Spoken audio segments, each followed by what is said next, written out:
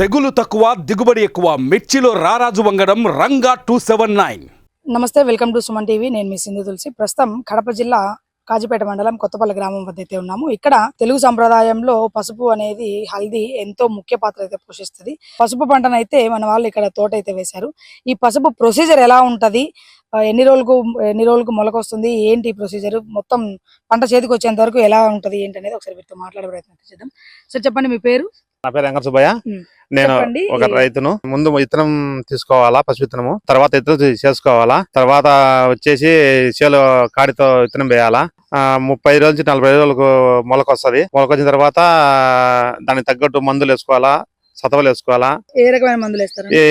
ఏ జబ్బు సోకితే దాని తగ్గట్టు మందులు వాడాలి. 40 నుంచి 50 రోజుల వరకు మొలకలు పూర్తి వచ్చేస్తాయి. 2 నెలల లోపు యాపిండి వేసుకోవాలా, పురుగు సోక్కోకుండా. కాడపిండి వేసుకోవచ్చు. అంటే సతవ కోసమా మందులు పరంగా సతవ పరంగానే ఉపయోగిస్తారు. మందులు ఏమి ఉండదు అనుకుంటా. యాపిండి మందుకు పనిచేస్తుంది. తర్వాత 10 నెలల తర్వాత మన పంట చేతికి వస్తుంది.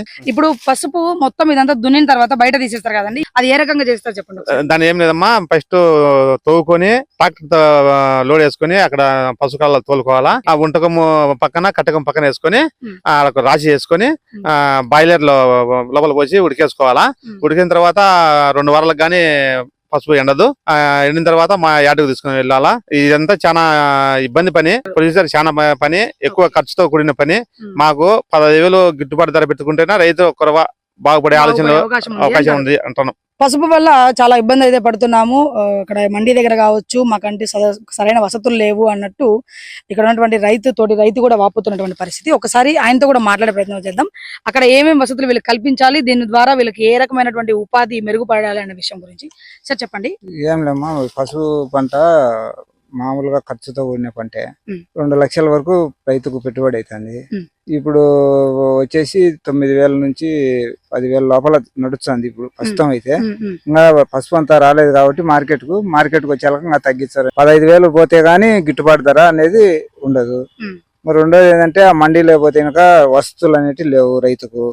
ఆ ఎండకు, ఆ దుమ్ముకు, నీళ్లు లేక చాలా అవస్థలు పడతాండ్రు. కాబట్టి వసతులు కల్పించాలా. అదే మాదిరిగా కూలీలు కూడా ఉపాధి హామీ కూలీలు పెట్టడం వల్ల కూలీలు దొరకడం కూడా కష్టంగా ఉంటది గడుపుకునేటప్పుడు పైరోడ్.